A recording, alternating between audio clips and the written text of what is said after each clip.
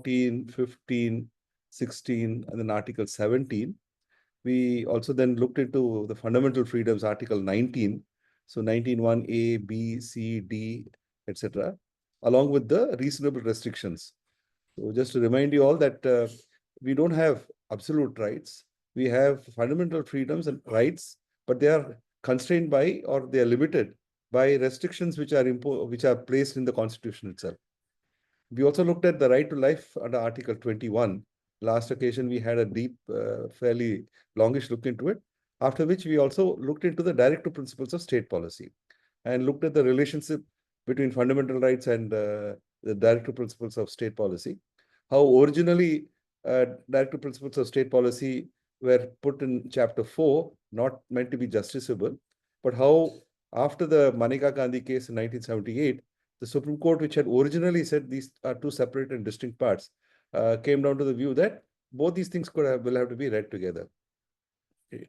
And subsequently, how that led to an expansion of the right to life to cover whole range of rights. Okay. We had a fairly deepish look into all of that. We hope that you found them useful.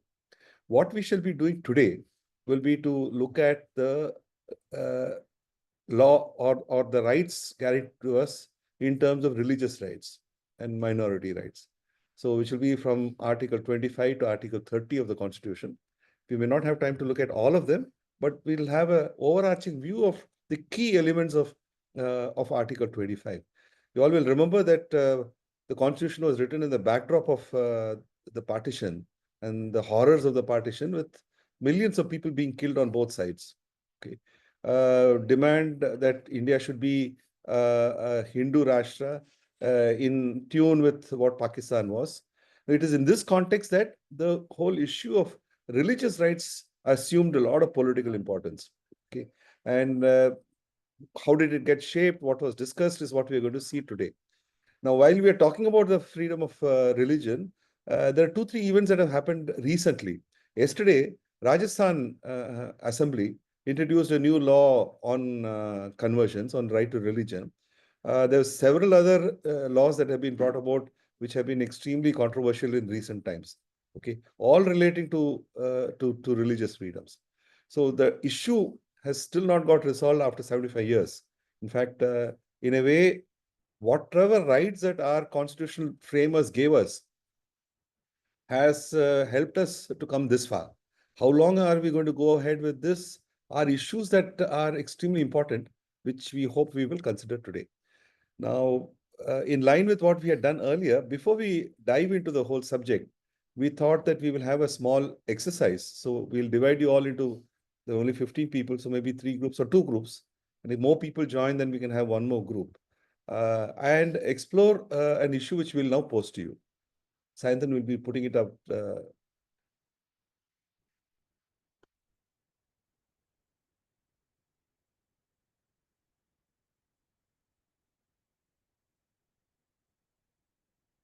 Can you all see the first slide? Is visible? Yeah. Okay. This is a photograph of the Constituent Assembly at that time. Yeah. Okay. So this is the issue that we thought we'll start out with, split into smaller groups. Somebody like to read it? As a group of people Someone like to- studying the Go ahead. As a group of people studying the Indian Constitution, you are being asked to draft a law on religious freedom for India.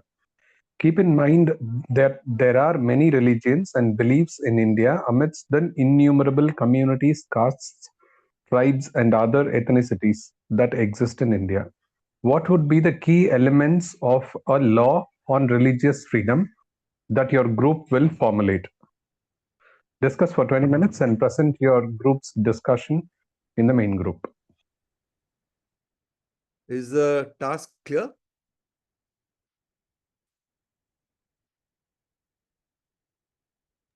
Yes. What do you all say? Is the task clear? Any questions?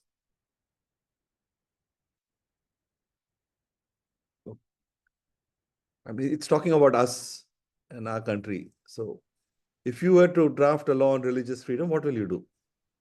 What will you include in it? What will you exclude in it? Shall we break into two groups? Hey, I still have a question. Yeah. Already we have freedom of religion, right? Why do we discuss on this? Why do we want to have frame a law for this? So let's see what you will think of. I mean, 75 years later, the issues are still burning. Okay. Like what has happened now recently in a place called Sambal. I don't know how many of you are following the reports there.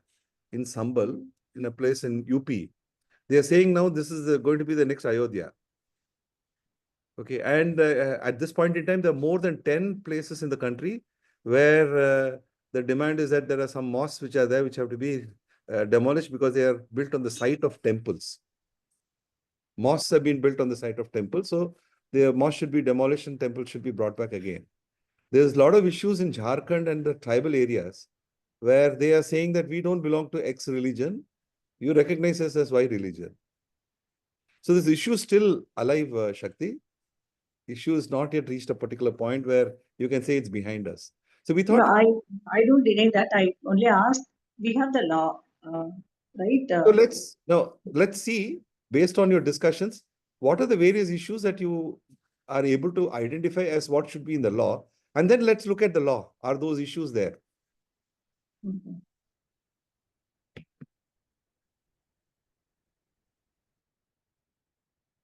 Is that okay, Shakti? Or you still think we can directly jump into the law, but that will be giving you a distilled freedom, distilled information. So we thought let's Yes. discuss amongst yourselves. Yes. Probably we'll look at it how that right can be protected by bringing a What different. type of rights need to be protected when you talk about freedom of religion? Yes. Yeah. Okay. Yes, sir. So I'll split them into 3 breakout rooms. There's Yeah. 18 people, so 6 each. 8 people. Yeah.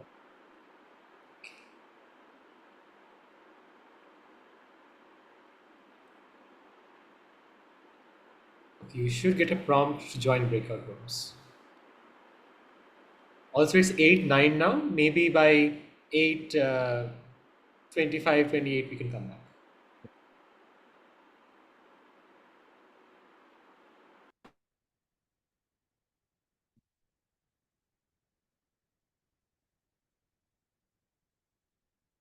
Arvind is also there. Arvind can go into one group. I can be in one group. And I'll just assign you. Arvind is in room 3. And Abhita says she can't speak. Maybe you can type in Abhita.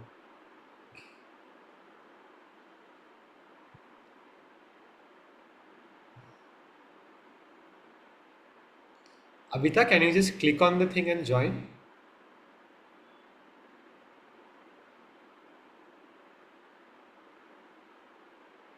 Kanti, can you also click on the prompt that's come and join the room?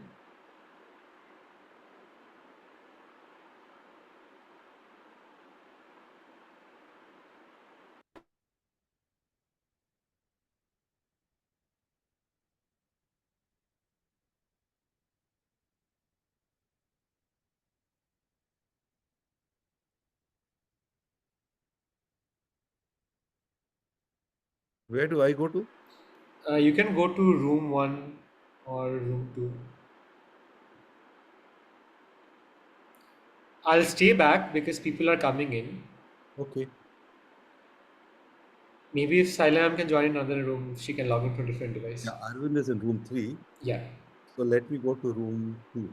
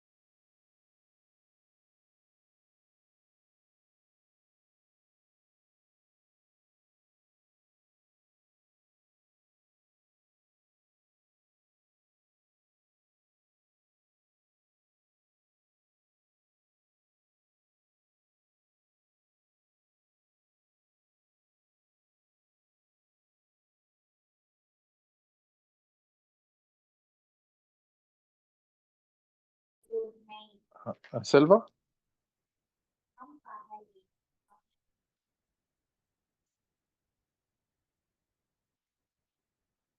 Selva, are you online?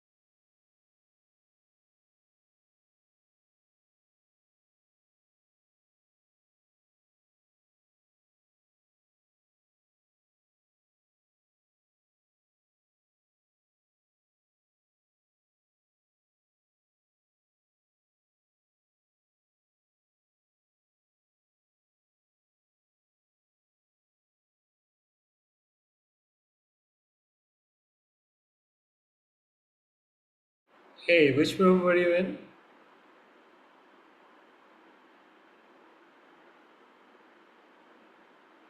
Can you hear me, Advika?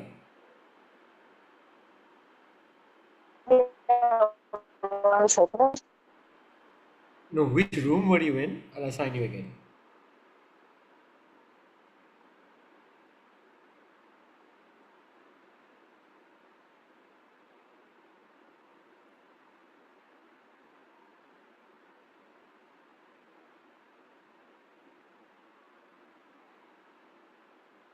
Yeah, I've assigned you. It's room 1.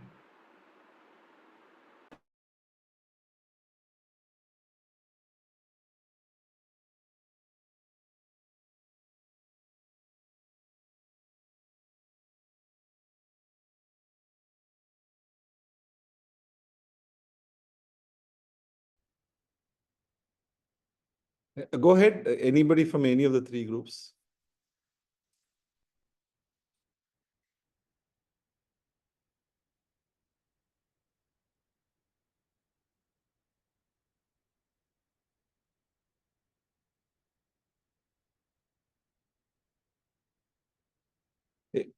Please, I'll yeah, start. Sorry. yeah, yeah, please. So, it is a very difficult topic that you have given, deciding on what laws and, I mean, one thing that we saw, sorry. So, what we discussed was, it was all based on our observations from our society, and, we were not able to think very broadly. But somewhere, some basic agreements that we had reached was, people should be allowed to practice and preach their religion. This was one point. Next was, the government should be neutral. The government should not have a religion and official religion, and they shouldn't be encouraging any religion. That was what was the second thing that we discussed. One more interesting point, or something that I felt interesting, was so if people don't want to practice a religion, that also should be allowed, or that should be accepted, being like atheism or atheist. So that aspect also should be included. Next. Protecting minority rights. So this, I think, one of the members, they articulated very well. So they are not protecting the religion; they are protecting the rights of the people, like minority people. So there was a discussion around. So should the government protect the religion, or should the government protect the minority religion? So it is not protecting the religion; it is protecting the rights of the people. So in the minority religion, so that the government should ensure, and they should. Make sure that they are safe, and they are able to enjoy all the rights and freedoms. This was one thing, and yeah, this was the gist of that. I mean, I'm not sure if I've missed something. My group members can add. I don't remember which group, the group number as well. I think there was Sorry. one important point that was made, that the government should protect the people to practice a religion, but not protect the religion. And I think it was a distinction was made there, which seemed to me to be probably an important distinction.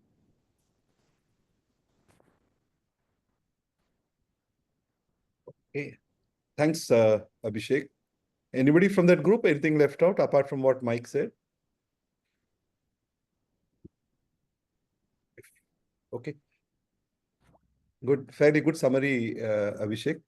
Anybody from the other two groups?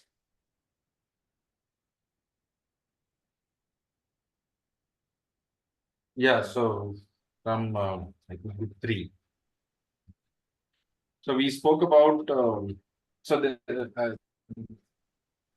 there is no there was not much discussion. There were different points made. So I'm just going to present all the different points that has been made. There was some discussion with respect to a few points, but not much. So the points made was, number one, of course, the right to practice, propagate, and more importantly, also the right to change religion must be there.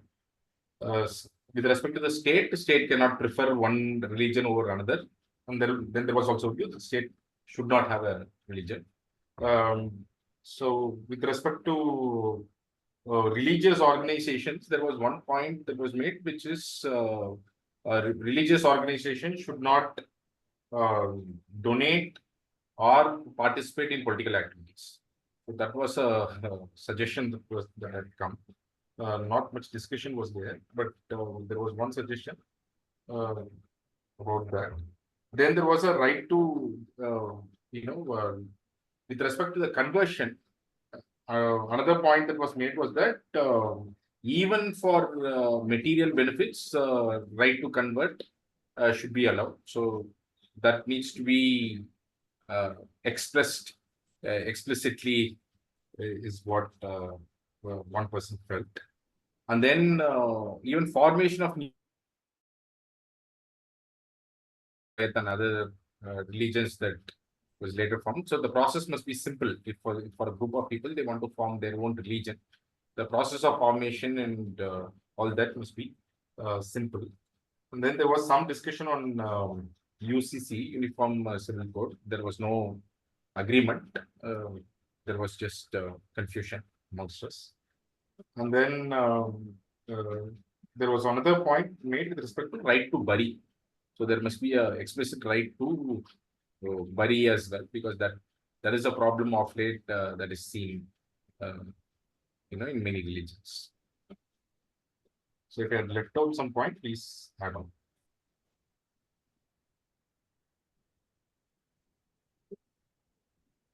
Anybody from Jairam's group? Anything left out? You've covered quite a wide ground. Very wide ground. Thanks, Jairam. Satish, you have anything to say? Or Sandeep? No. Okay. Can we have the third group? Can speak for the third group. So if we had to draft the law, this is what these are the main points it would have, and everyone please feel free to like add or correct as necessary. So the right to practice religion is a fundamental right. People or persons should be able to participate in the religion they want to. The state should not interfere with a person's religious freedom. Persons should not be discriminated against based on the religion they follow. Persons should have the freedom to practice religion in the way that they want to. There should be equal protection for minorities and majority religions. Persons should not be forced to practice a religion, even if they are born into a family or community that practices that religion. Persons should be able to try and make others believe in their religion, but not by force. Then the question came up on who decides when is conversion voluntary versus forced.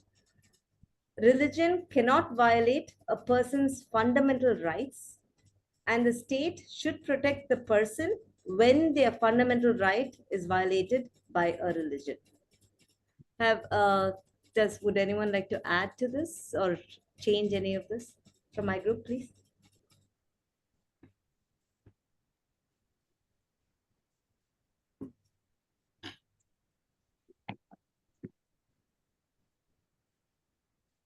Yeah, I think you covered everything. Thank you. Suresh, I would like to add one point here. Yeah, please. Here, actually, the government is spending hundred and thousand of crores rupees to like this Kumbh Mela and other religious activities. So I think it is directly promoting the religion. Okay. So it should be stopped. But there will be a counter saying the government is also giving money for Hajj pilgrims to go to Hajj. Yeah, that is. I'm not here. I am not saying one particular religion. All religions. So why the government is promoting the religions? For what for what the benefits? It gives it doesn't give any employment or it doesn't give anything, na. So it is not for the development of the country. Okay. Yeah, that is my point. Okay, you're placing it before the larger group. Yeah. Even I wanted to add this point, but the time got over, the group itself. With respect to bringing this law, how are we looking at the uniform civil? Do we have place for that? Then where do our freedom will go when we bring uniform civil code? So I want to add that point probably from our side. Yeah, the second group raised this point about the Uniform Civil Code, though Jairam was fair enough to say that they didn't have any consensus on it. Should the Uniform Civil Code be there? If it is to come, who is to bring it? How should it be brought about? Rajasthan Assembly has introduced, following the Uttarakhand thing yesterday, a uniform civil code draft.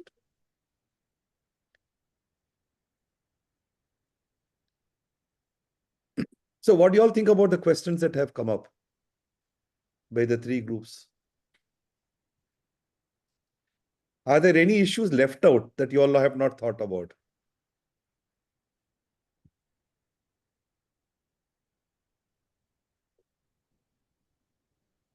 In terms of the government Go ahead. supporting financially, I mean, what about the, sorry, what about the recent, huge crowds in that Kumbh, and there was a tragedy with people getting crushed and so on. So, I mean, should the government have helped financially to, I don't know, to put crash barriers in place and that sort of thing, or? Yeah, so they have to spend, and that's your answer, Michael, to Satish, saying, why is the government spending on religious practice? The government says we are doing it to regulate. We are trying to make it because large numbers of people are gathering. That needs to be regulated. Facilities need to be provided. All this costs money, and we are investing in that. We are not investing in the religion per se. So what would this group have to say for a reply like that?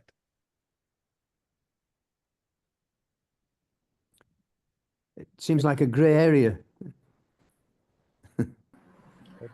But still, there are a lot of advertisements that the government is releasing. So there are newspaper ads. Trains also have ads. Recently, I had gone to drop my friend. So on trains itself, there is some tagline and, "Aao chalo, something is there." So if they are ensuring that the crowd are, protecting that, it is fine. Okay, you can do. But then advertising again is a problem, or. But again, as it is a gray area. Now, if I have to argue from that side, I would say for tourism and development, all that I have been doing. Okay, but yeah, it is a gray area. At least the advertisement should be minimized or.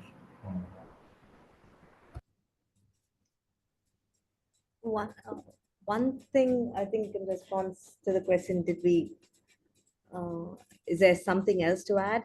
I think the right to not practice a religion should also be a right. A person should be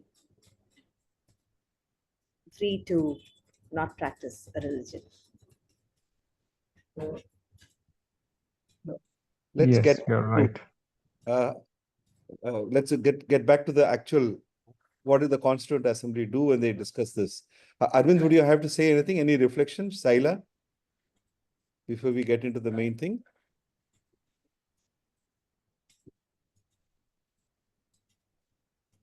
Arvind, Saila, would you like to reflect on any issues? Come in later, Suresh. Come in later. Okay.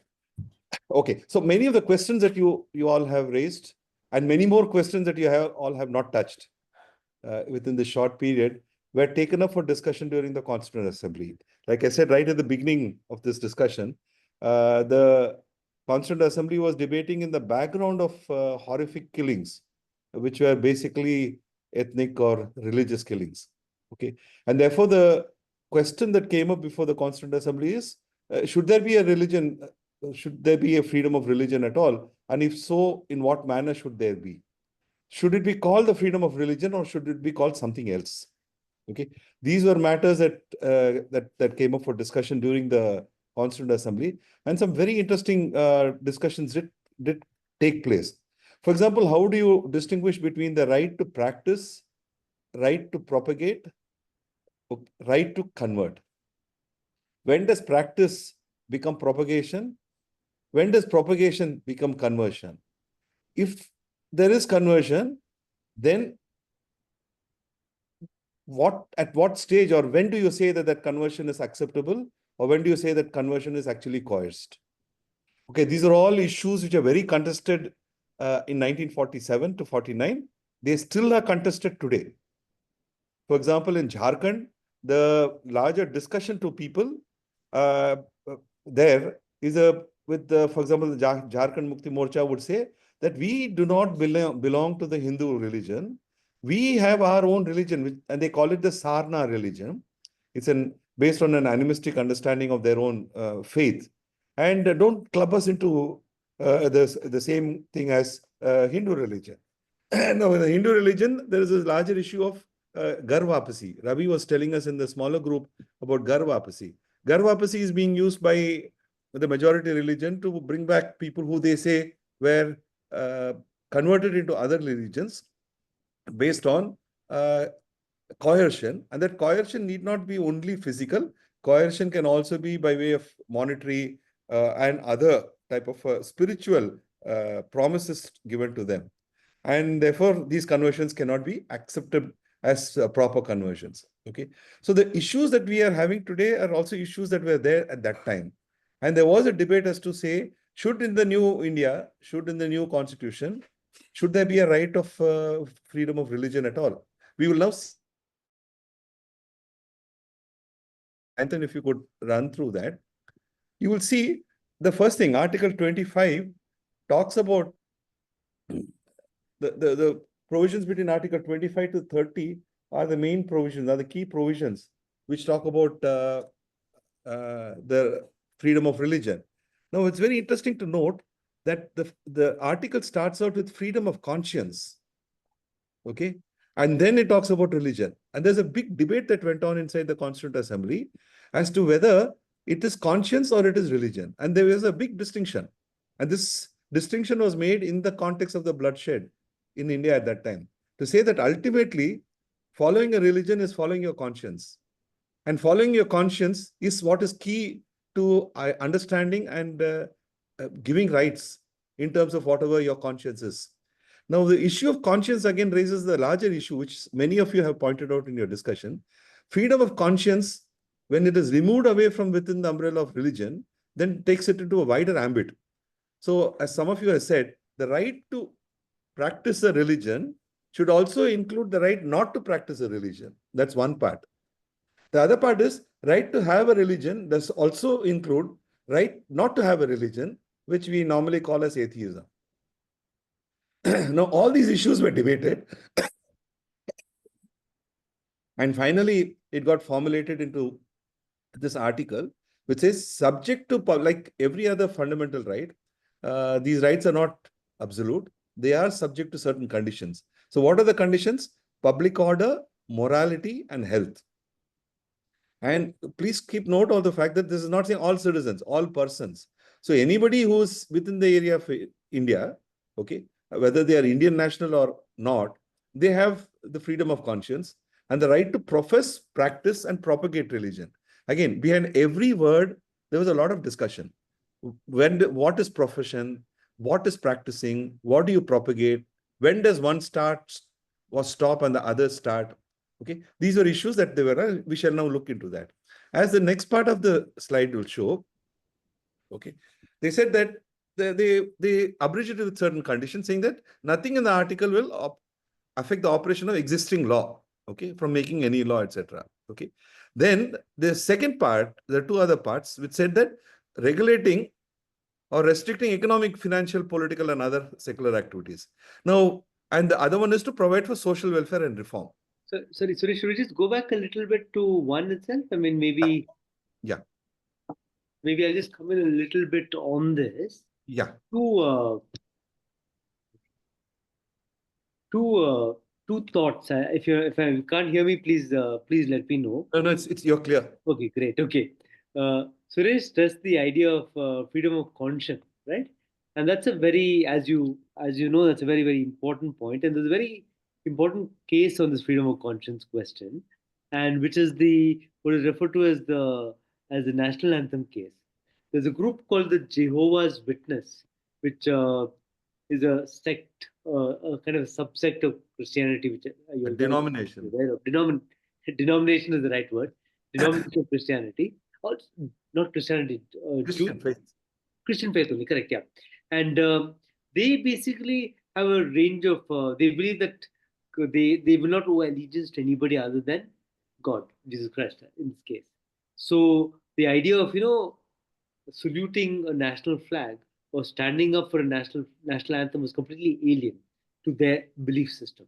So they had this one particular case called the Jehovah's Witness case, in which these three students in school stood up for the national anthem but refused to sing it.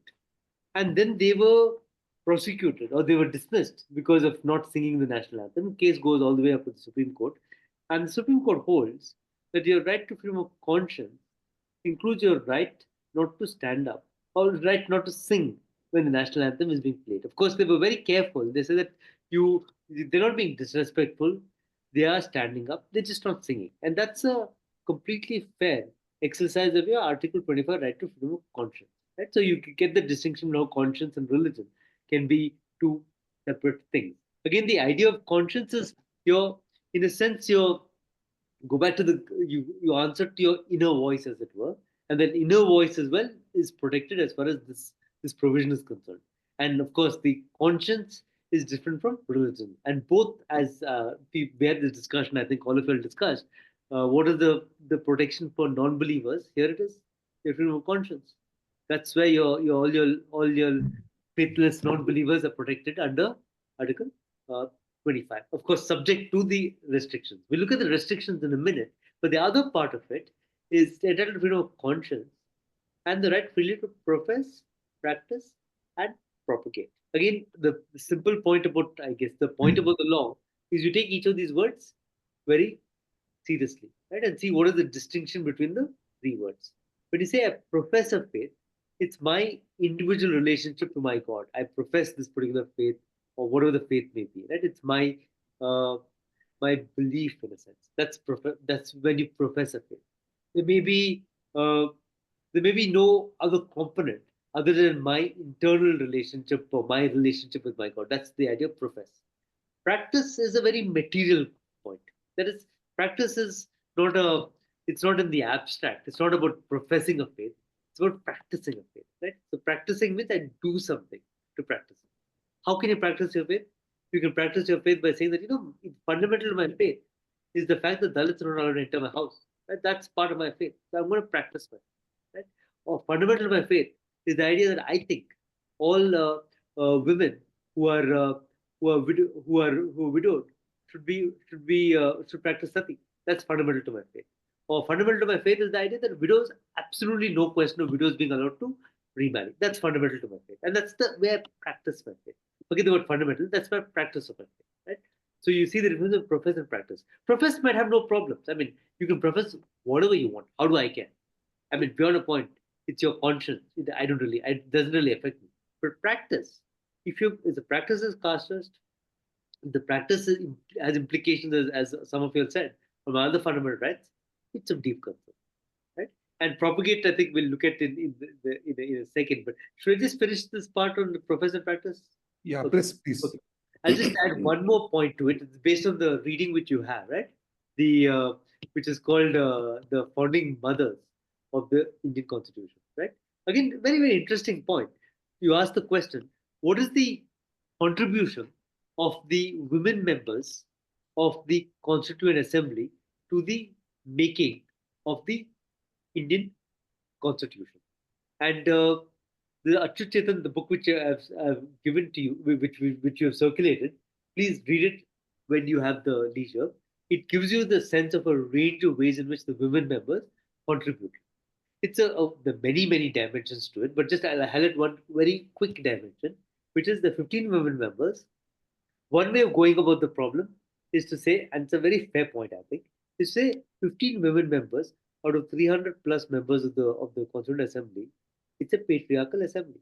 There's no two ways about it, right? You can't have, when 50% of the population is women, you can't have 15 women representatives. It's outrageous, right?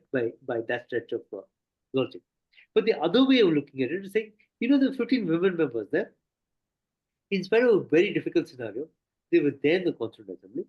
What did they do?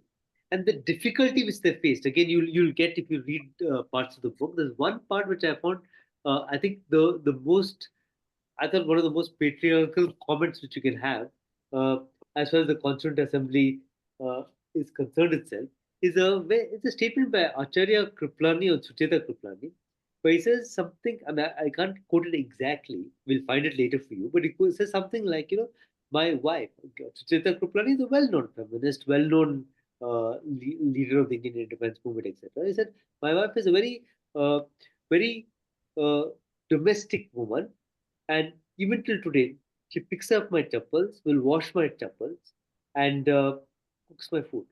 And he actually makes that comment on the floor of the Constituent Assembly. Why I'm making this, and there's one more, the book begins with this exchange between Ambedkar and Lakshmikant Maitra, I think, right? And Lakshmikant Maitra makes the point that he's not for the lavender scented handbag carrying model of women's rights, right? So you get again a sense of patriarchal, stereotypical way in which women are viewed. In spite of this, what did the women members achieve? That's a question one can ask. And simple point, getting back to the text of the text which you're looking at, the most important point is their fundamental objection was whatever I just said to the word practice. They said, what is this practice? If you allow practice, gone. Women's rights is gone. Because women are subjugated by religion and tradition. And you say you have the right to practice your religion. It's great from the point of view of the faith, but it's terrible from the point of view of women. That was the simple submission with the range of the illustrations that I gave you, the range of these illustrations they put forward. So maybe explain that a little bit, Arvind. The idea that the tradition allows for sati, tradition or religion allows for a prohibition of widow remarriage, tradition allows for the fact that you must hijab is compulsory as far as women are concerned. For example, right? These would be ways in which religion or tradition are a part of the practice of a faith and can impair the women's right to full independence or autonomy. Right? And so the women members said that it's unacceptable that the word practice is there. And it's a very interesting debate whether initially there's an advisory group which is constituted under the Constituent Assembly. There's a Fundamental Rights Subcommittee and a Minority Rights Subcommittee. The Fundamental Rights Subcommittee, the women puts forward the word practice. And the women members always entered a dissent. They said, we can't have the word practice because the word practice means women's rights will be, what women's rights will you have? That's the point they make, right? So finally it comes to the Constituent Assembly, and the formulation which comes up, which Suresh just read, which is that the right to practice, profess we're not so much concerned about, but the right to practice religion is subject to health, morality, and other fundamental rights, is a response to the demand or to the strong assertion of the women members of the Constituent Assembly. And of course, the person who supports them through and through is Ambedkar, right? And so you can imagine, right? And we can get the connect why Ambedkar is so concerned about the word practice and why the women members are so concerned about the practice. So that's the practice part of the discussion. Propagate, again, I think Suresh circulated that, right? Which is the idea, again, if you talk about the essential part of a faith, right? I mean, why is propagate there? Propagate is not there in the common and civil political rights, but it's there. It's not there in the Universal Declaration of Human Rights, but it's there in the Indian Constitution. Right? And that's because the strong point put forward was the idea of propagating of faith is very integral to Christianity. And it should be, we should recognize the right to propagate one's faith. And there's a very interesting defense put forward by, again, T.T. Krishnamachari, which is there in the postcard, which I think Sharantan circulated to you, where he makes the point that Christianity in India has had a very strong social basis. He says that I've studied in a convent school, and we've all benefited from the kind of education which we've got over there.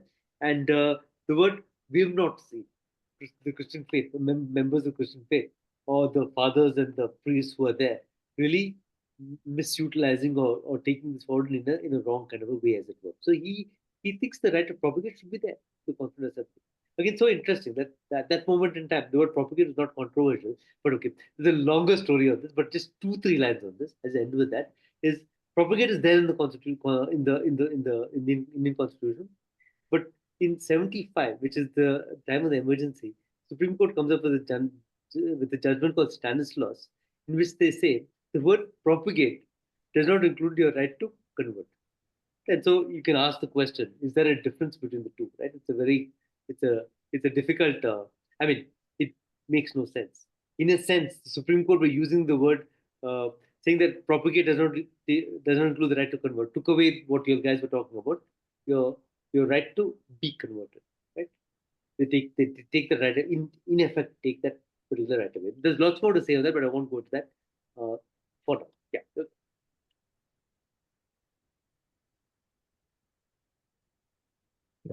Yeah. We'll come to that. I mean, since Arvind had talked about the whole issue of practice, propagate, and profess. Let's have a look at the actual discussion in the assembly. I will share with you. Okay. Can you all see this? Yes, it's visible. Reading some portions of it. Can somebody read Lakshmikanta Maitra, the red one, this paragraph and the next two paragraphs? This is a debate. See, the debate was in the constitution as to whether we should drop the word propagate, because propagation, a lot of people attacked it, saying that allowing it the use of the word propagate, you are allowing Christian missionaries and Muslim Maulvis to propagate the religion, and that will be against Hindu religion. So there was a big debate on that. In fact, a whole large debate that went on. So we are just putting together some key parts of the discussion as to why they said no, it should be there, and having propagation there in the light of the limitations, the reasonable restrictions that have been put, takes care of all the fears that they have. So can somebody read this, Lakshmikanta Maitra? Yeah. This Article 19 of the draft constitution confers on all persons the right to profess, practice, and propagate any religion they like.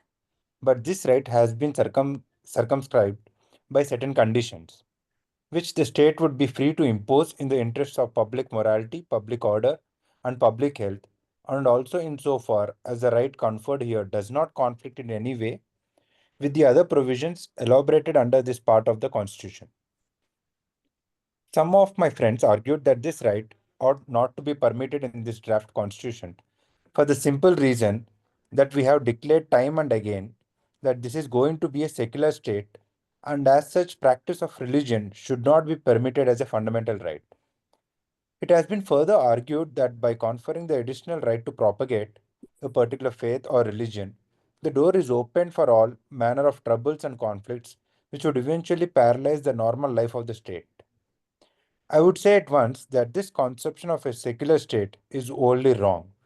Can somebody else read the next paragraph? Just so that we have more voices. By secular state. By secular state. Sorry. Go ahead, Abhishek. By secular state, as I understand it, as by secular state, as I understand it, is meant that the state is not going to make any discrimination whatsoever on the grounds of religion or community against any person professing any particular form of religious faith.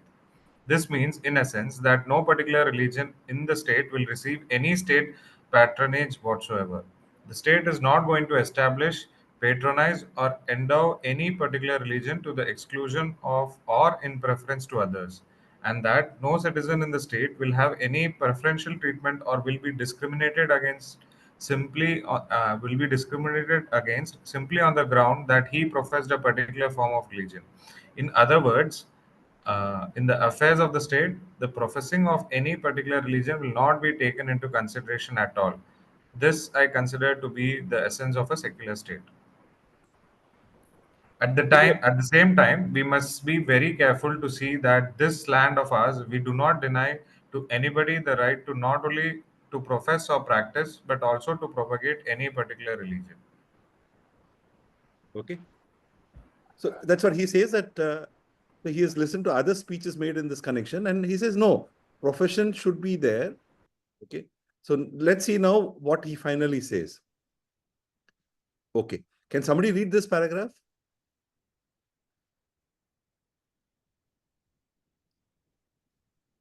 Propagation does not necessarily mean seeking converts by force of arms, by the sword, or by coercion. But why should obstacles stand in the way if by exposition, illustration, and persuasion you could convey your own religious faith to others? I do not see any harm in it. And I do feel that this would be the very essence of our fundamental right, the right to profess and practice any particular religion. Therefore, this right should not be taken away, in my opinion. If in this country the different religious faiths would go on expounding their religious tenets and doctrines, then probably a good deal of misconception prevailing in the minds of people about different religions would be removed, and probably a stage would be reached when, by mutual understanding, we could avoid in future all manner of conflicts that arise in the name of religion. From that point of view, I'm convinced that the word propagate should be there and should not be deleted. Okay, thanks, Sharma. Okay, so this is one of the very key discussions that went on, where he talked about why propagation should be there and should not be removed. Okay, then we'll see one more statement. This is by K. Santanam. Can we have somebody reading this?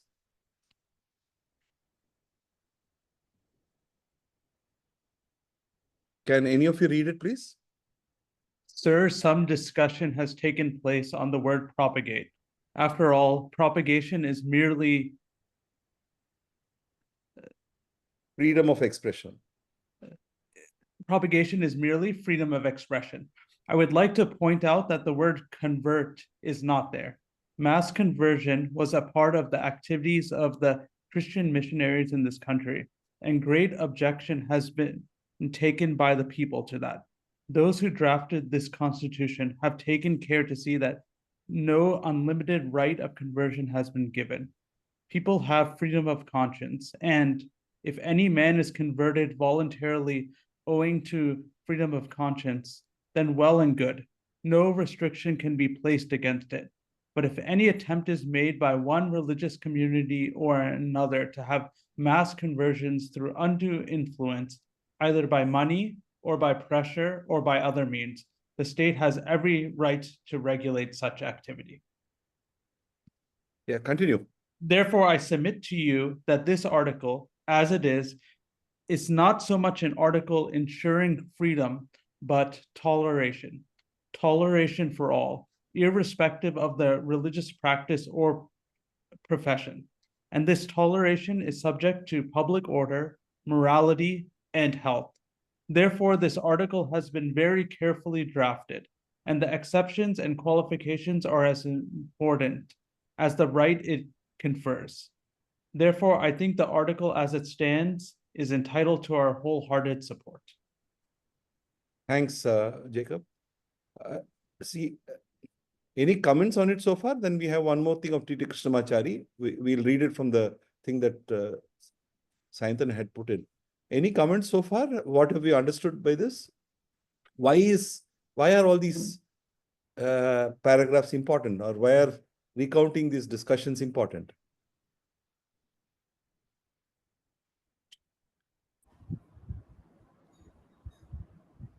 Yeah, Shankar, go ahead. We can't hear you. Oh, yeah, I just had a question as to, prior to this discussion on profession and propagation or whatever, was there a debate in the constitution about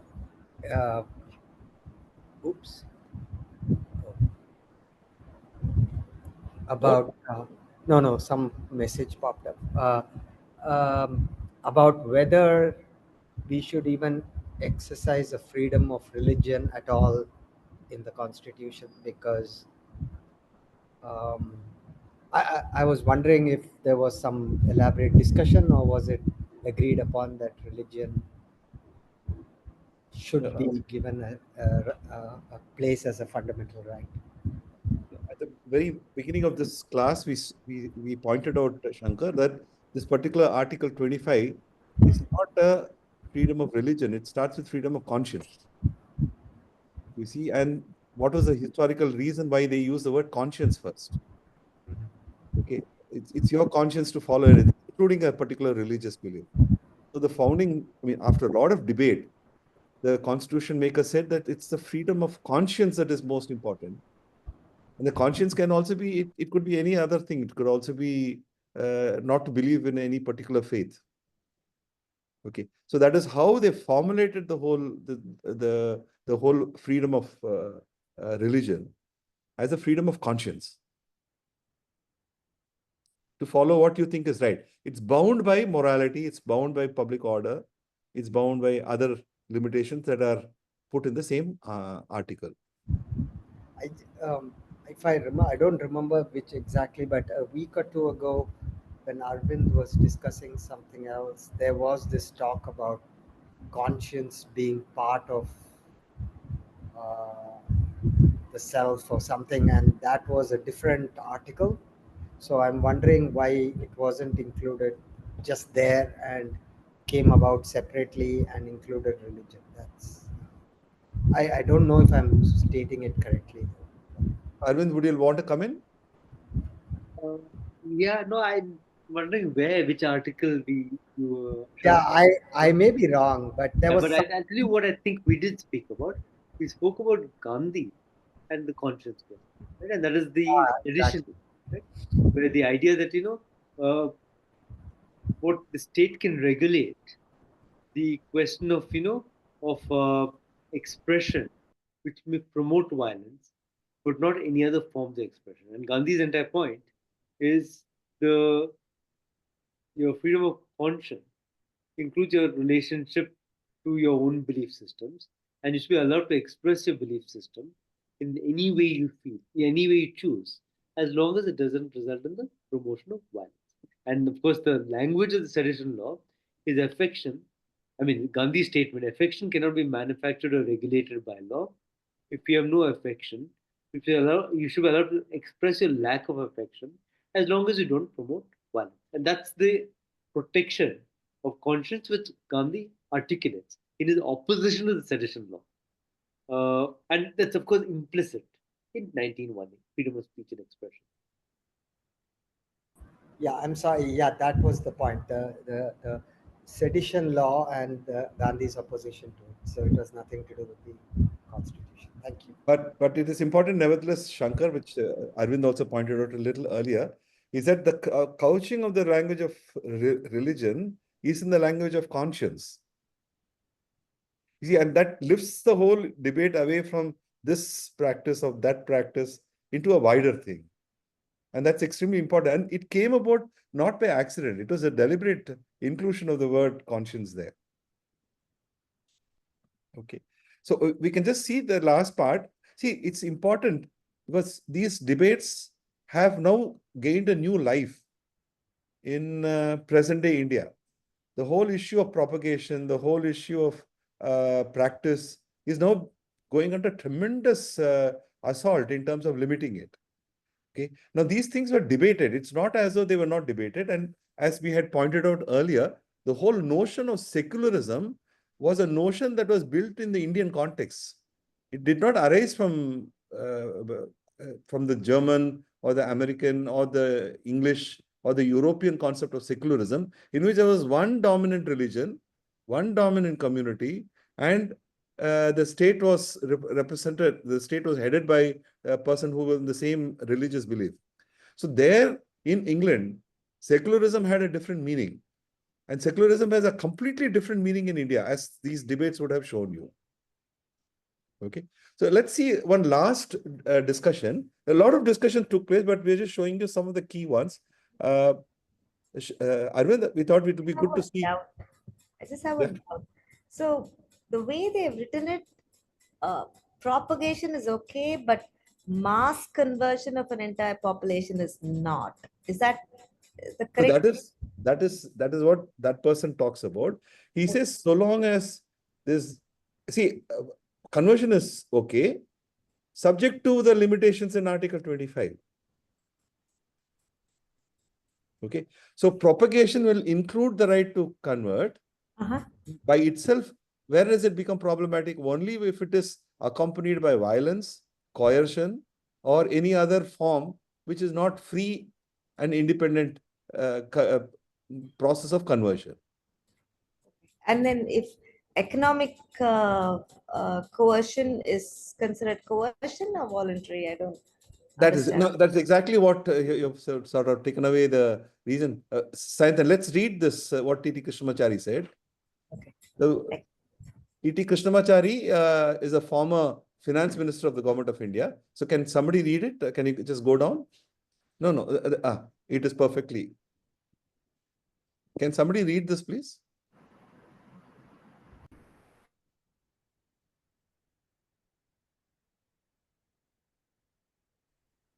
Go. Can yeah. Can we zoom it a little more? Yeah. Sign them. This I know. Okay. One yeah. second, I'll just Go zoom ahead. in a bit. I can see it. Yes.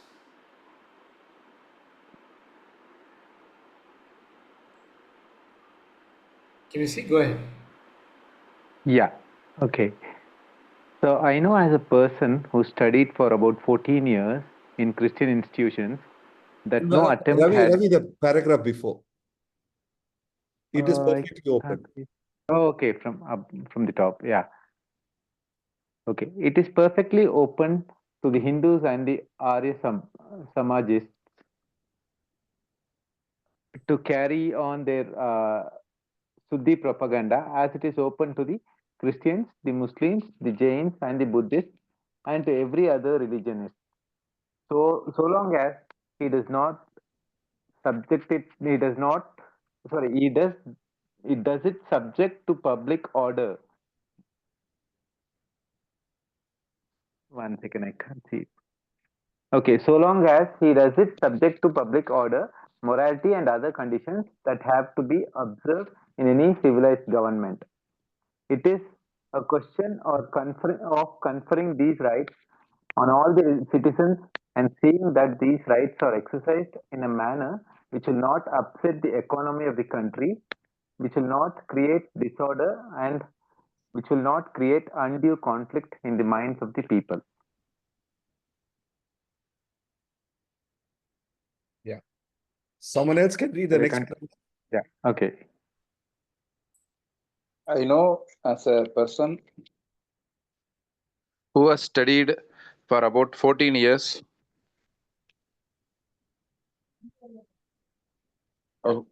I know as a person who has studied for 14 years in Christian institutions that no attempt has been made to convert me from my own faith and to practice Christianity. I am very well aware of the influences that Christianity has brought to bear upon our own ideals and our own outlook. And I am not prepared to say here that they should be prevented from propagating their religion. I would ask the House to look at the facts so far as the history of this type of conversion is concerned. It depends upon the way in which certain religionists and certain communities treat their less fortunate brethren. The fact that many people in this country have embraced Christianity is due partly to the status that it gave to them. Why should we forget that particular fact? An untouchable who became a Christian became an equal in every matter along with the high caste Hindu. And if we remove the need to obtain that particular advantage that he might probably get, it is undoubtedly a very important advantage, apart from the fact that he has faith in the religion itself. Well, the incentive for anybody to become a Christian will not probably exist.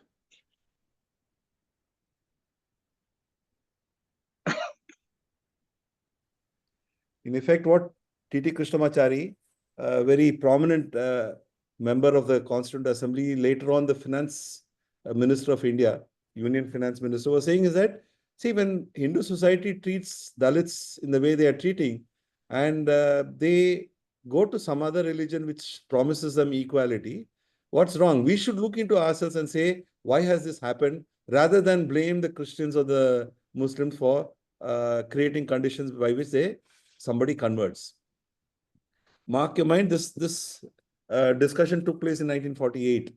And 2025, the same issue is being debated, the same problems are being articulated, and the situation as far as the Dalits has not changed very much.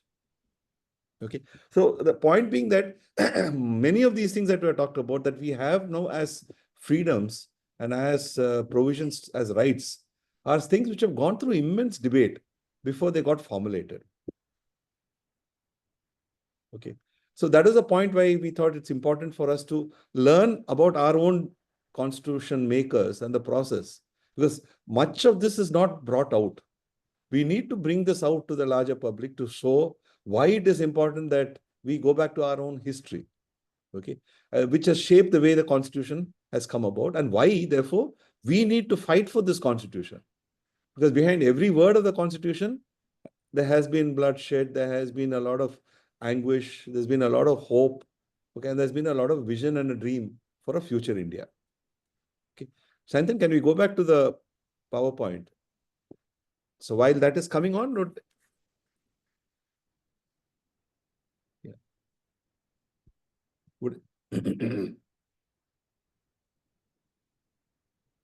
okay. Now, this particular chart has been made by Vinay, one of our friends who is also part of this class. I don't know if he has come today, but he has come out with these charts in beautiful small posters, which all of you can buy, share, circulate, and show it in your own classes.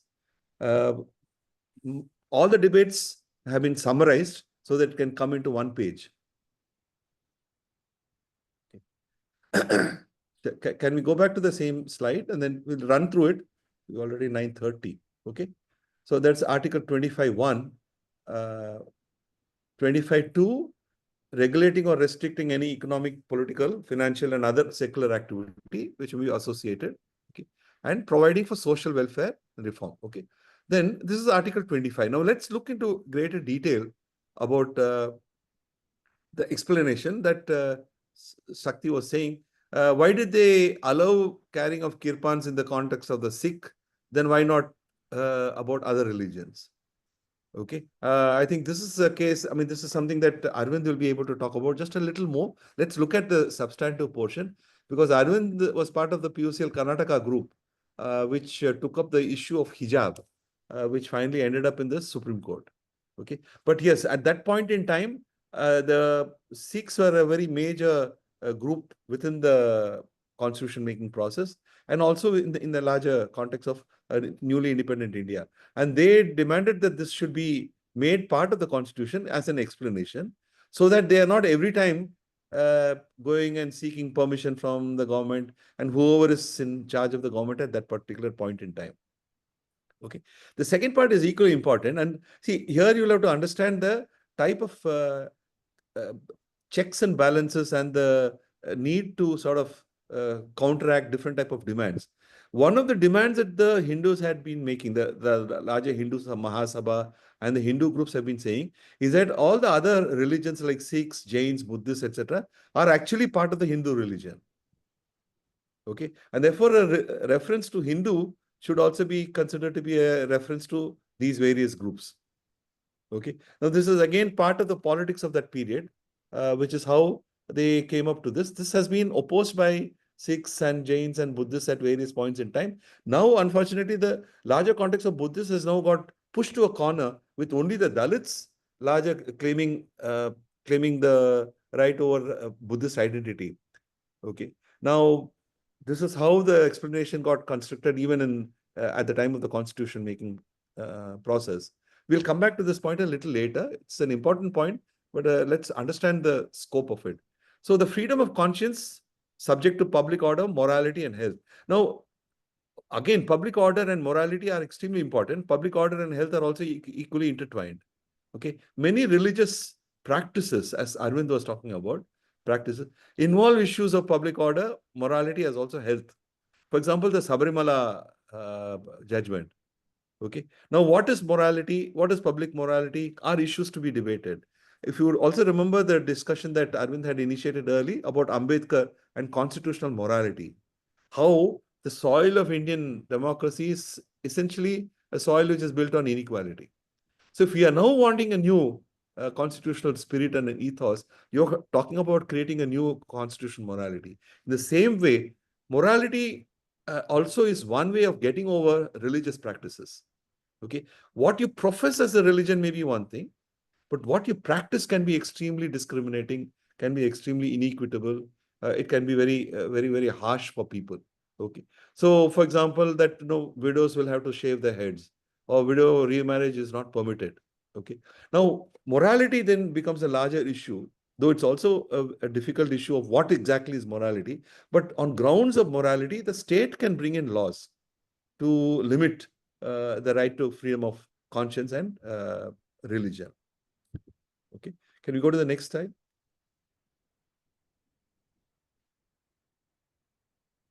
Okay, like I said earlier, why is it called a freedom of conscience? Okay, because this is based on the background of the partition. Okay, and the various other points that we have already discussed. The last point is equally important. Fundamental rights also include the rights of theists and atheists. Okay, now this is partly also because the Hindu religion has various sets of denominations or sects inside it. Many of them are theists, but there are also a set of people who do not believe in the existence of God. For example, Buddhists don't believe in the existence of God as a overarching spirit that is there. Okay, there have been different traditions in India going back at least 3,000 to 5,000 years, where there are the groups called the Ajivikas. I don't know how many of you have heard about it. There's a sect called the Ajivikas. A very small number of them exist in India today. They're supposed to be even primary or earlier to the Jaina group. They don't believe in the notion of a certain overarching spirit called as we would call it, God today. Okay, so we have had these various traditions even within what later on came to be clubbed together as a broader Hindu umbrella, which included theists and atheists. And therefore, when they talked about Article 25, it did talk about the rights of theists as also atheists. Then let's now look at the wider angle in which it is available. It's available to all persons. Okay, and it balances freedoms as we have seen it before. Okay, and the restrictions are as we talked about. It's a public order, etc. Okay, then as you will see, we'll now see some of the key things on which some case laws have been created. Okay, now the freedom of conscience, this discussion come about, which we had earlier talked about, crystallizing it together. For example, right to freedom of conscience will include the right to profess. Now, right to profess also means right to articulate in public. Now, this came about in the small group I was part of. Does the right of religion include the right to articulate? Is it articulation only in the house, or it should be articulated also in public? Okay. Now, you all will be surprised that in Chhattisgarh, in the last year alone, about 800 to 1,000 cases of attack on on churches have taken place. We only hear about attacks on mosques, but we don't hear about churches. Okay. And one of the things that they talk about during Christmas, for example, you cannot have mass in public. You have to have mass only in your house. And the equivalent they give is, the Hindu religion, most of the festivals are in private. Why can't you also have it in private? Okay, but the constitutional way of understanding is, when you have the right to profess it, it includes the right to articulate, and that articulation can be in public. Now, unfortunately, brute force is being used, and unfortunately, again, the state is also siding with this brute force when it comes down to the right to profess as a right to articulate. Okay, so right to practice and right to propagate. Right to propagate, therefore, also includes the right to share your beliefs with others. As T.T. Krishnamachari talked about, it includes the right to share your basic beliefs in art. This takes us to the other issue, therefore, how do we distinguish, which we shall see in the next slide, distinguish between what is essential to religion, okay, and practice. So, in terms of way in which it has been expanded by the Supreme Court, okay, you have every religion based on a certain doctrine or a certain belief, okay, that is essential to the worship, okay. Now, essential to that worship is a certain faith which is expressed in the form of rituals, okay, and the rituals are expressed in the form of practices and tenets, which are customs, okay. So, you now have a three-based level: worship, rituals, and customs.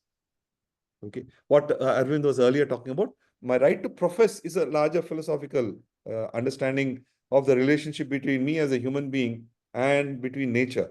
Now, whether you call nature God or you call nature nature, it's immaterial. It's a larger philosophical understanding of the relationship. Rituals and customs are practices. And that's in those practices is where a lot of the discrimination is to be seen. Gender discrimination, very, very apparent. Okay. Caste discrimination is to be seen even today. For example, in public during religious festivals, okay, or during marches or processions, or now something which is very happening all across South India, for example, burial grounds. Okay, this is where you see the practice of religion in terms of its ugly discrimination that is being practiced. Okay, so the test will be therefore to see, will the nature of the religion be changed by changing the part of the practice? Okay, this came up in a number of issues, Ananda Margi's Sabarimala case, hijab case, etc. It comes again and again across India on the whole issue of processions. Now, for example, Ram Navami processions in the last 5 years has become the politics of right-wing Hindutva pushing its agenda. Okay, so it's in different ways.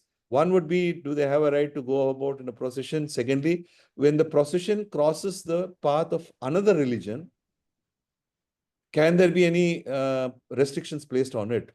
Because that happens to be the place where a lot of violence takes place.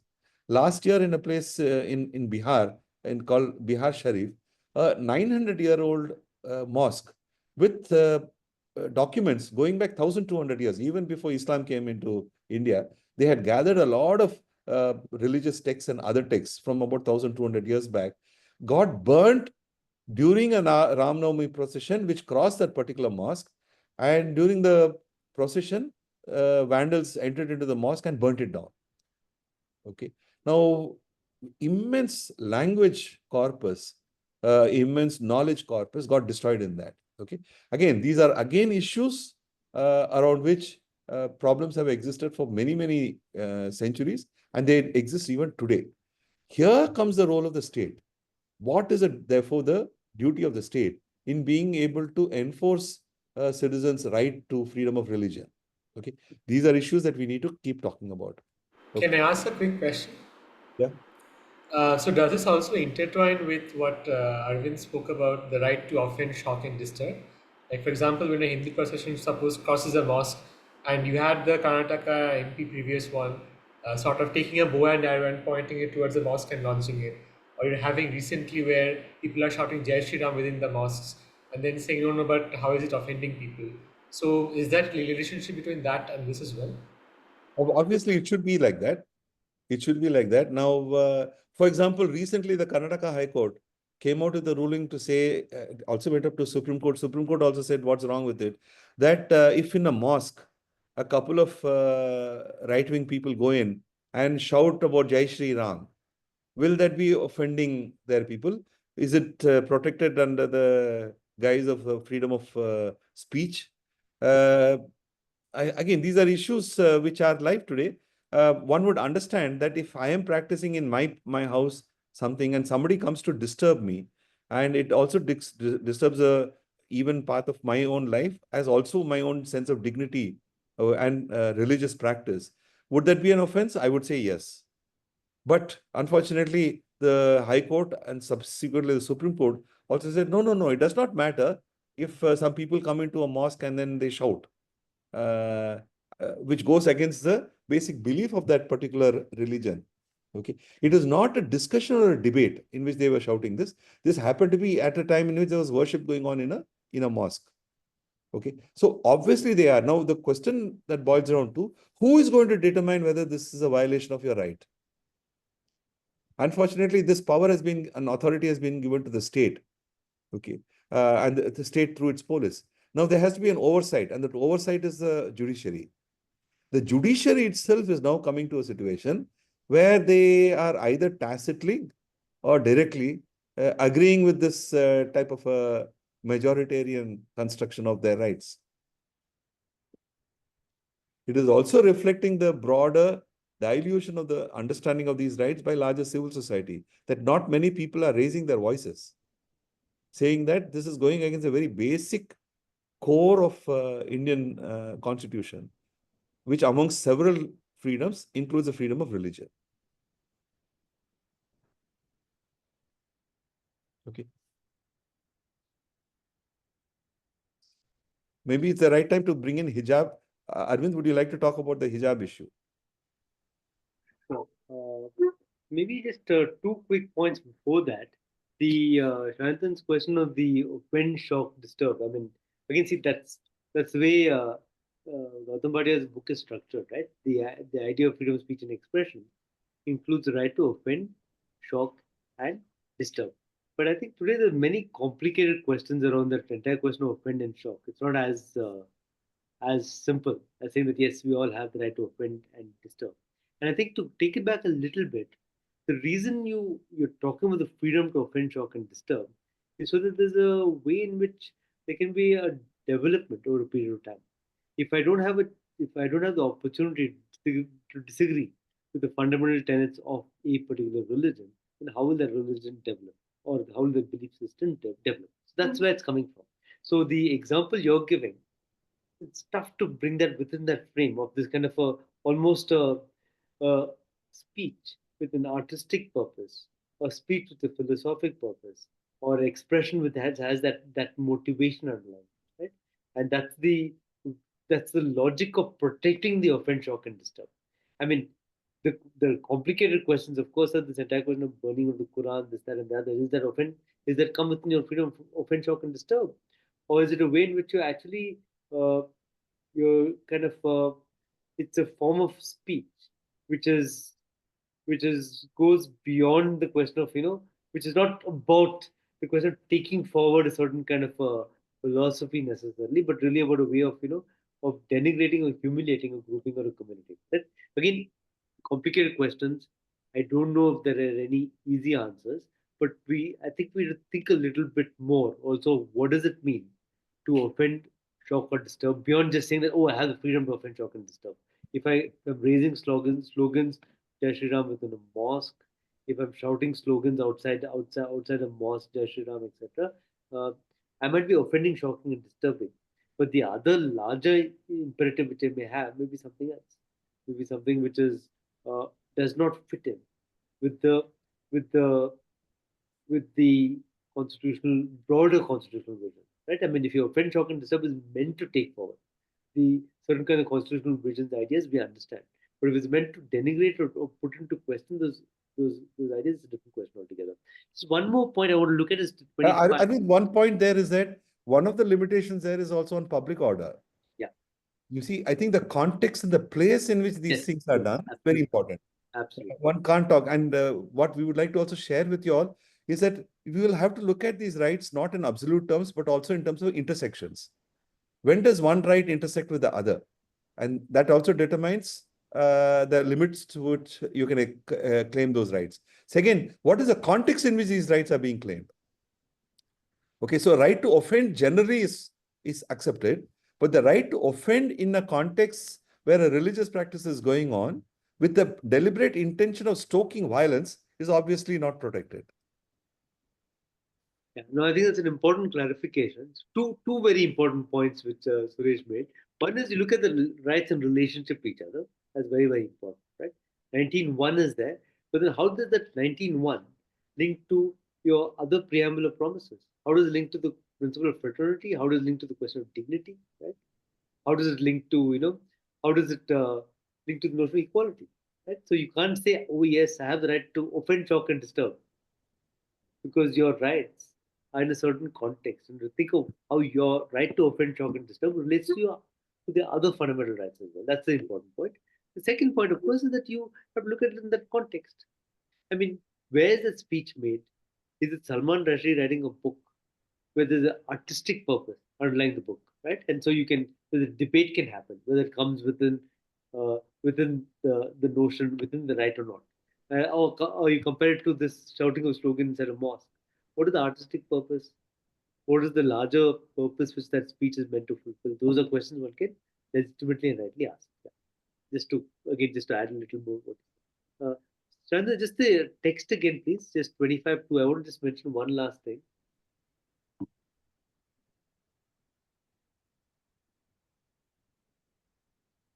The text before, I think the previous, yeah. See, yeah. 25.2, right? B is I want to look at. Look at the other limitation is nothing in this article, which is 25.1, shall affect the operation of any existing law, prevent the state from making any law, right?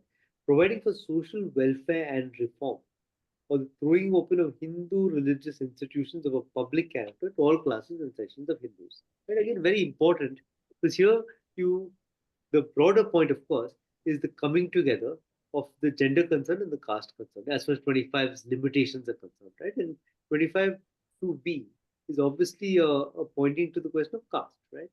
And the entire thing of temples as being discriminatory institutions as far as the Dalits are concerned, right? And there's long history of this temple entry movements, which Gandhi puts forward and fights for many, many years, and finally culminates in this 25.2b kind of a provision. And people who are interested in this, please read that Manoj Mitta's book, Caste Pride. Very, very useful. Gives you a sense of tracing out of the history of throwing open of temples as to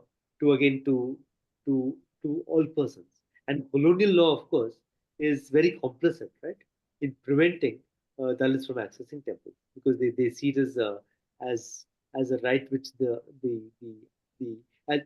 colonial law is non-interference. We will not interfere with the religious practices of the majority, so you can do what you want, even if it means discrimination.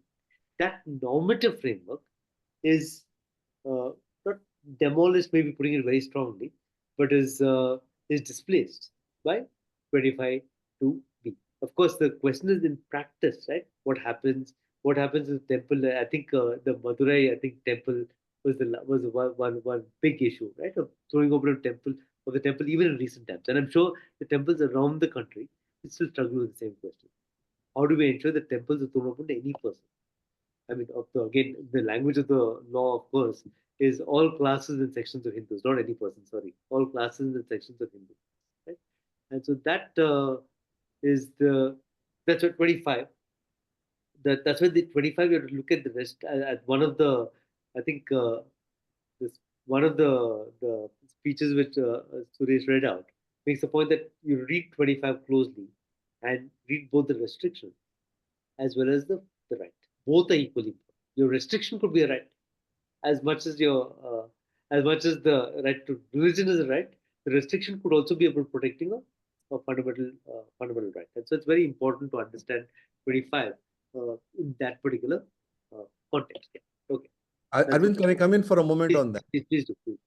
Okay, what I would like to share with you all is that amongst the various other articles, this particular Article 25, within its limits of 25.1, 2, and also the explanation, actually packs in a huge amount of constitutional principles.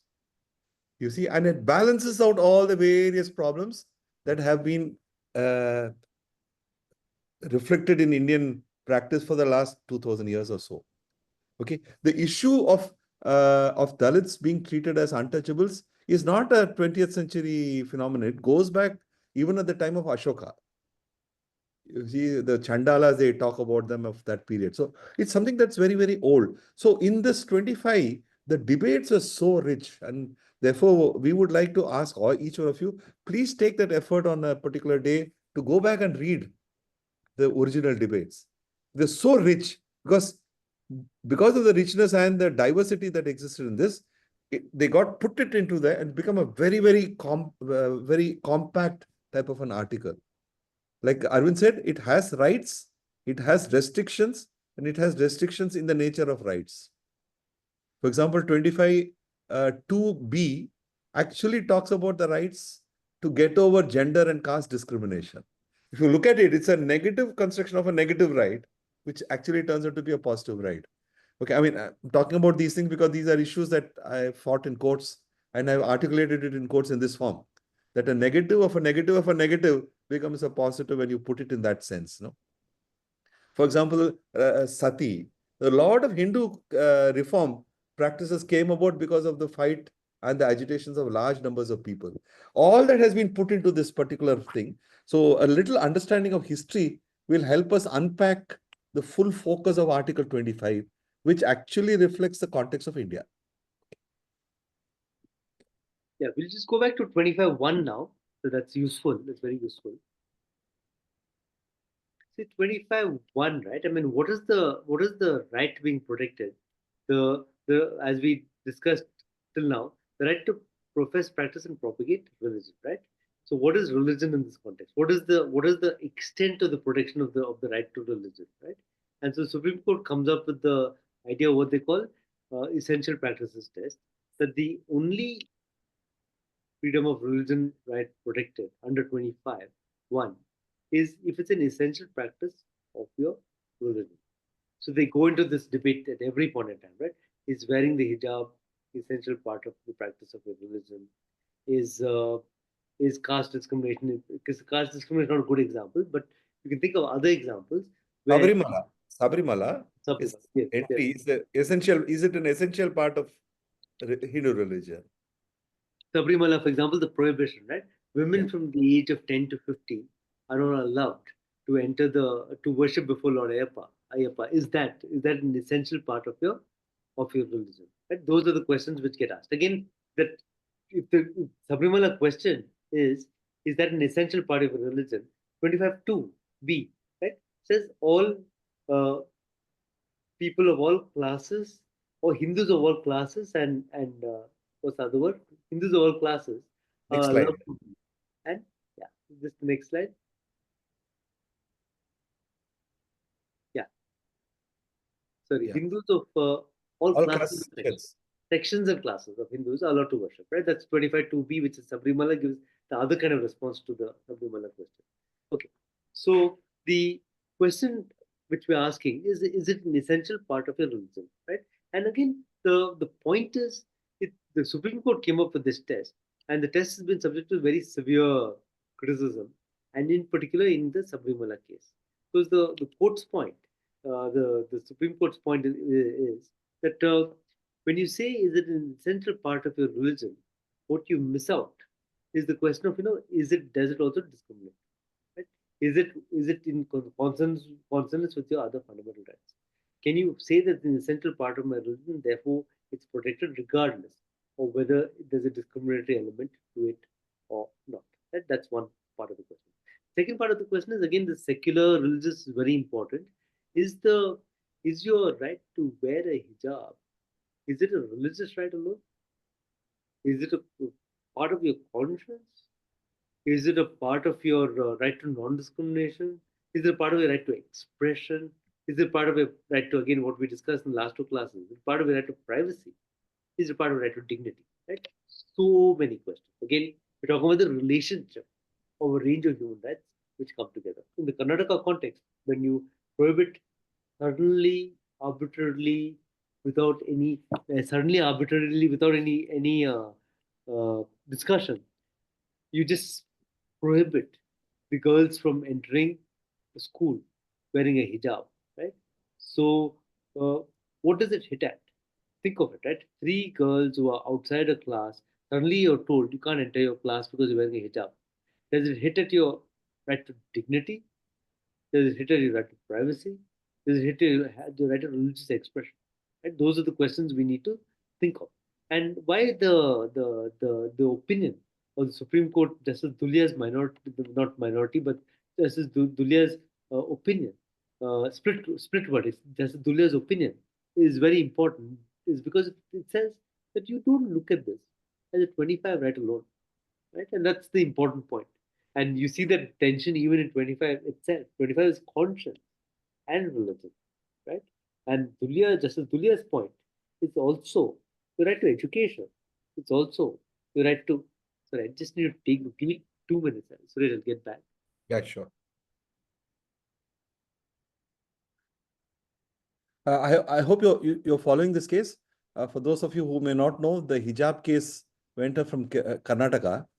Okay, when I think 2021, the Karnataka government, at that time the BJP government, came out with a rule saying that no Muslim student can enter into a school or a educational institution wearing the hijab.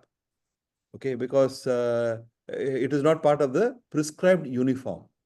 Okay, that resulted in a huge furor across Karnataka, with right-wing groups standing outside colleges where minority girl students were going there and saying that you cannot enter into the thing by wearing a hijab. The hijab is a head scarf.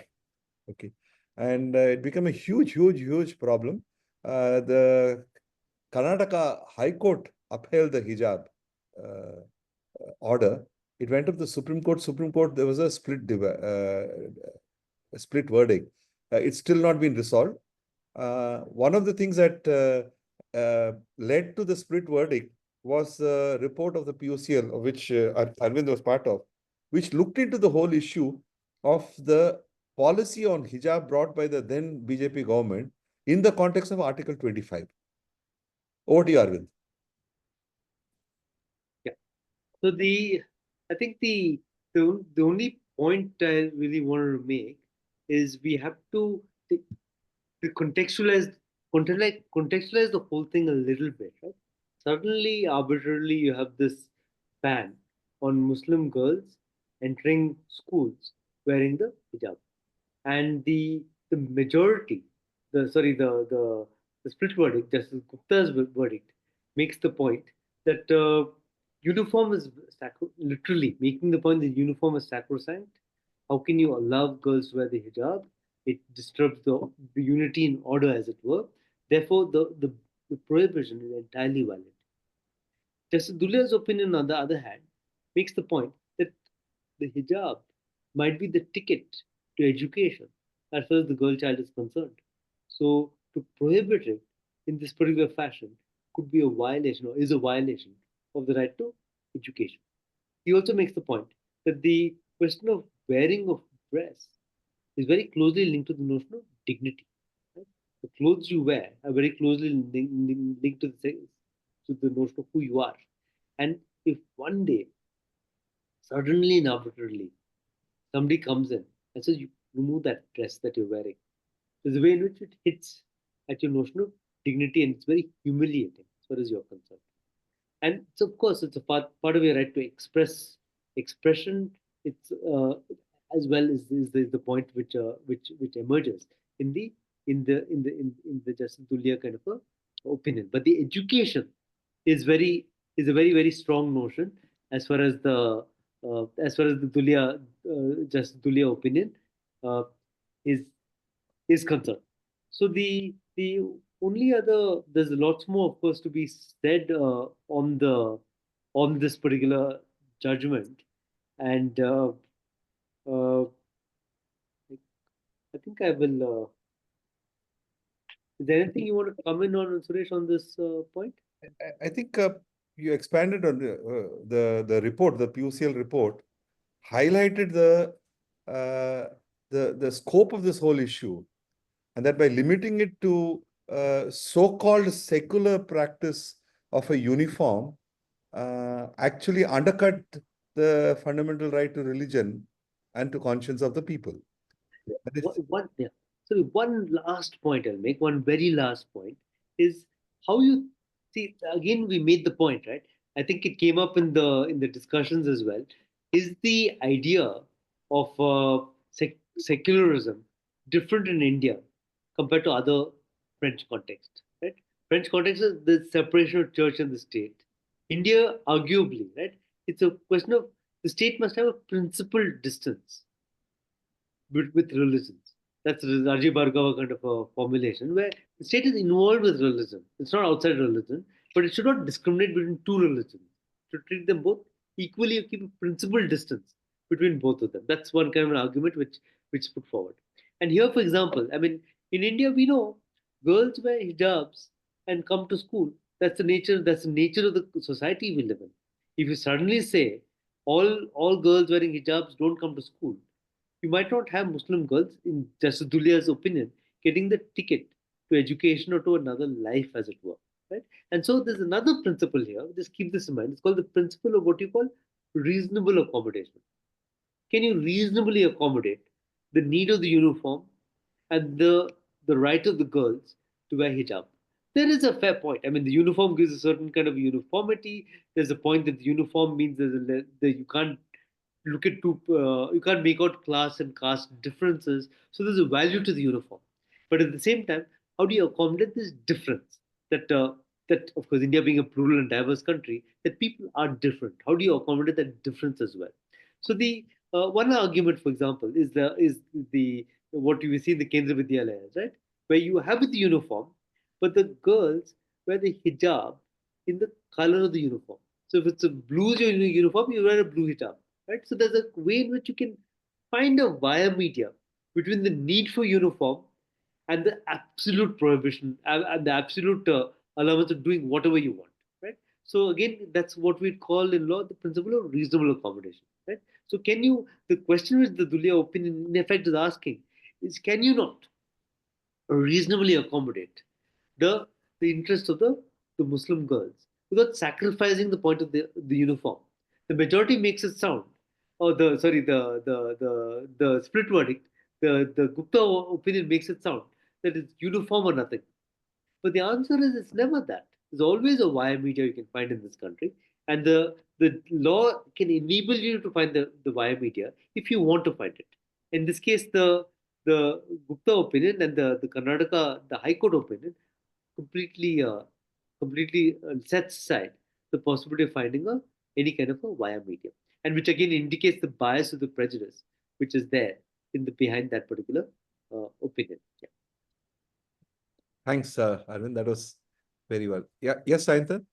I have two questions, but I can ask later also if you want to finish an entire part. Let's give a chance to others. Any reflections from the others? We have finished this part of it. It's 10:03. So, Sandeep, Ravi, Subhashri, Shankar. Yeah, can I ask a question? Yeah, please. So after this discussion, I feel it's so obviously against the fundamental rights of a person to follow religion. How did this case against the hijab go through the High Court and then the Supreme Court and still had a split verdict? That is one thing I still can't understand. And also on this, in this background, how will the Uniform Civil Code stand in court of law in terms of you will not have the freedom to choose what you want to do and under this Uniform Civil Code, right? So will that stand in the legal? This thing is my question.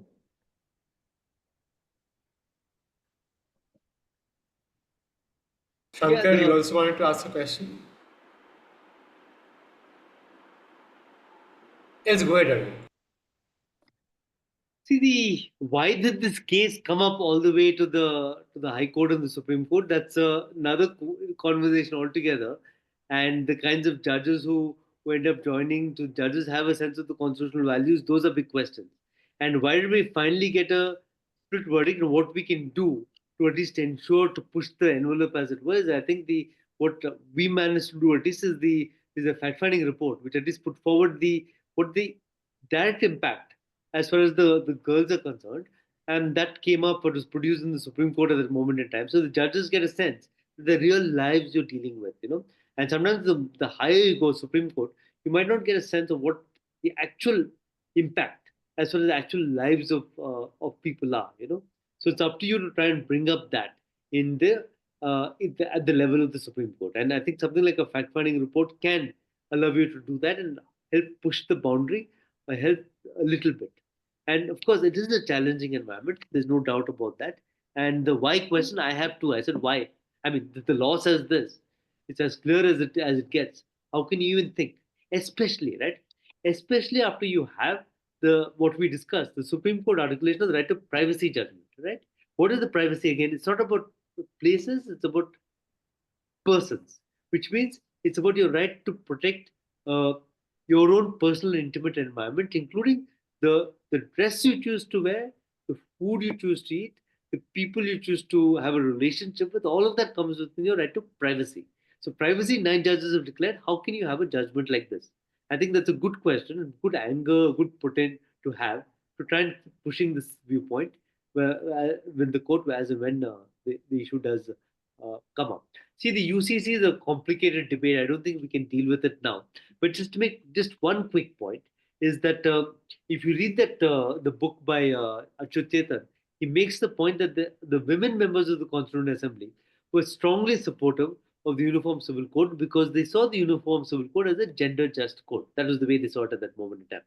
But the women's movement later on took a different position because they felt that the Uniform Civil Code got tied in with the entire question of a right wing agenda. So they were not supportive of the Uniform Civil Code. And today, again, it's become even more complicated because today, right, the question of equality and the question of the LGBTQ community, the question of of women's rights, all can only be addressed by a gender just law. It can't be addressed by the existing legal framework, as it were. So there is a need for a gender just law.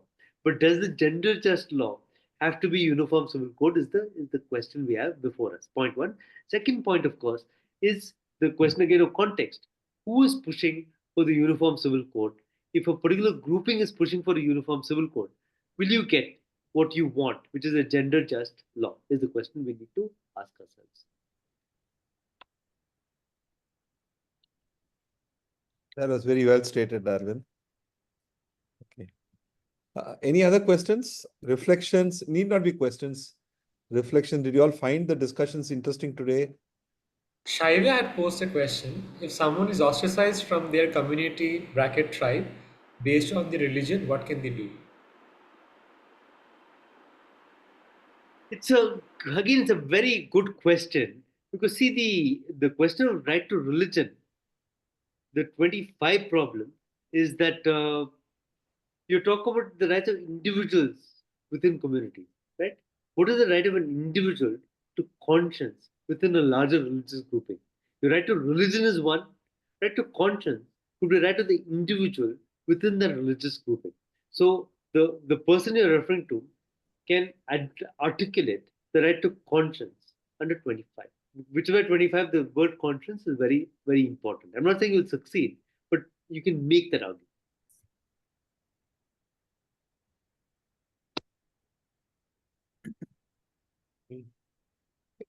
Any other reflections from the others? Yeah, I mean, I found today's discussion very relevant for the context of the conditions that we are living in. I mean, even in our mini Kudam discussion, we discussed about, or in the larger group discussion, we had Mahakumbh advertising and how the government is using this, and all these issues sound to me very complicated or nuanced, and there's a lot of deeper understanding that needs to go into this before we get manipulated or we get but I keep coming back to I understand the need for going through these constitutional debates, which I never had chance before, right through my education. And it gave me good understanding of these issues are already debated extensively by our founding members, and we came to a conclusion. And I think that gives us a good starting point. Even if those don't give us the answers to today's problem, I think it's a very good starting point. We need not go through those days again, from the beginning, is what I felt. And one thing that is still surprising is why we don't have these concepts or thing in our education system. Why can't we find space for this particular what went into this fundamental rights, not just reading through those rights, but what went behind those scenes, yeah, I just keep thinking about it again and again. But thank you for this wonderful session, everyone. Okay.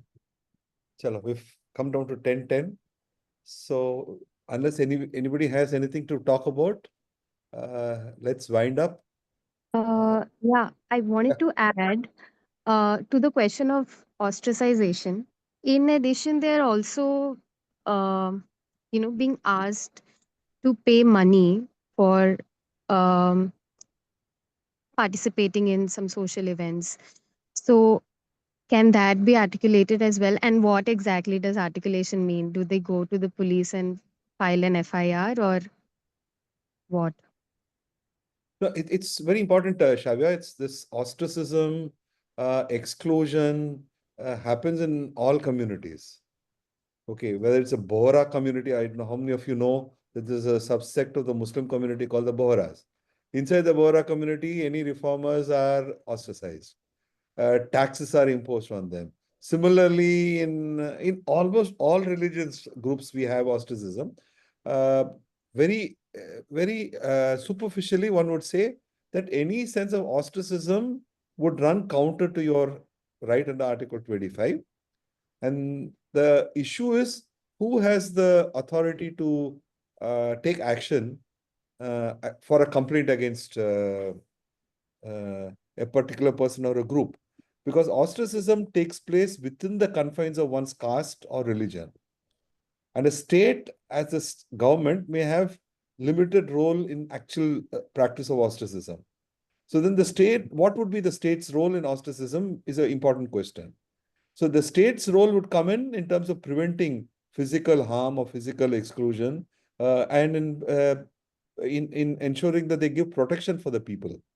Now, if the affected persons go to the state, is the state supporting them or not?